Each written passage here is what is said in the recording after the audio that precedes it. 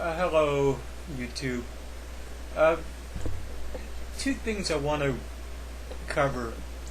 Um, One which I don't understand is that I have um pages in MySpace and BuzzNet and one other one which I can't think of at the moment. But I get friend requests in email from these sites from people, and my profile on these pages is pretty specific to let people know that I'm gay, and I get friend requests which I look at, and 9 times out of 10 they're from some female out in Indiana or California or Las Vegas, and the first thing I see on their site is click here to see my naked pictures. Well, no offense, but I'm not interested in seeing your naked pictures. I don't know if you're sending these requests just to be funny. If you think you're going to change me, that's certainly not going to happen. So I just wonder where what's the logic behind this? You're wasting your time. You're wasting my time. Because I deny them all, one after the other. But that's just a minor issue.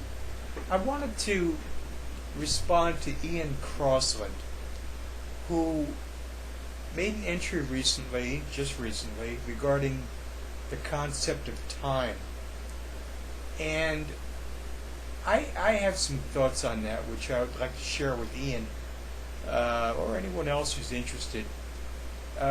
Basically, being that time is a third-dimensional concept. We, as human beings, live in a third-dimensional world, and our concepts are three-dimensional. Time, as we know it, is linear. It goes from beginning to end, with all the little things that happen in the middle, and that's how time works here.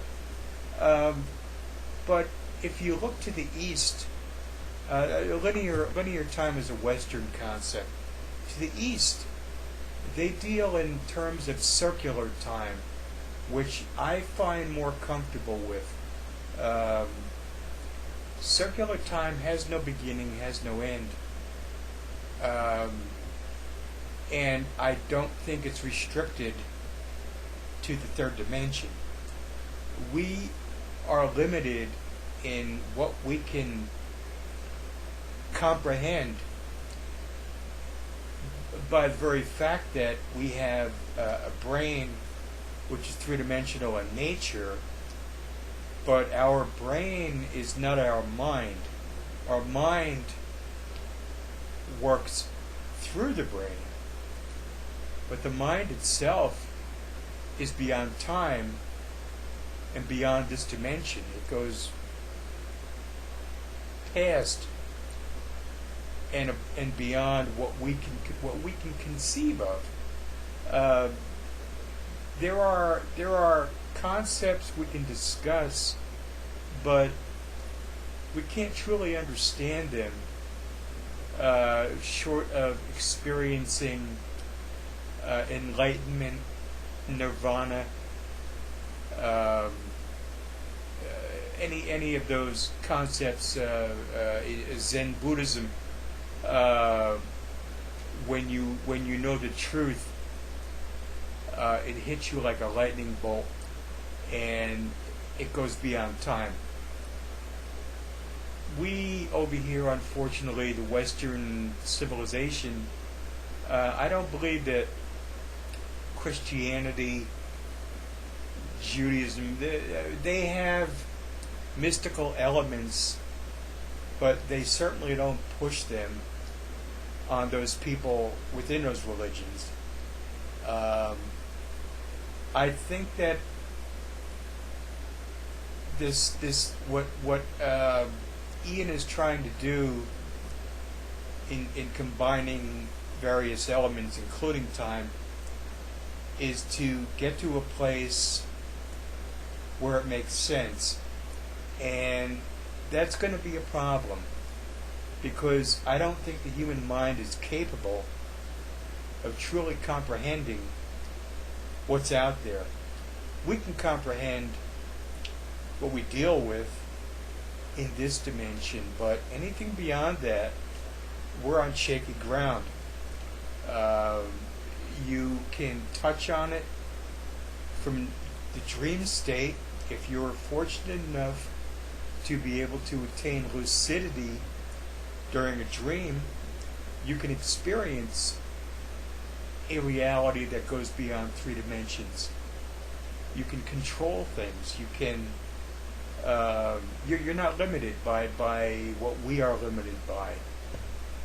And I think that Ian is opening up a subject which is very interesting. I find quantum physics and things of that nature incredibly interesting. I love the whole many universe theory, where anything that can happen does happen somewhere, maybe not here, but somewhere. We are unfortunately limited by where we are, but there are concepts out there that can be explored, but they need to be explored carefully. When you start talking about 5th and 6th dimensions, you're really reaching. You're really going out there, bypassing the 4th dimension, which may or may not be time. We don't really know. But I do give you credit, Ian, for beginning to address these issues. And I, for one, would love to continue to hear what you have to say about it and make my own contributions. And I'd like to know what you think about them. So I look forward to hearing what you have to say next. Thank you.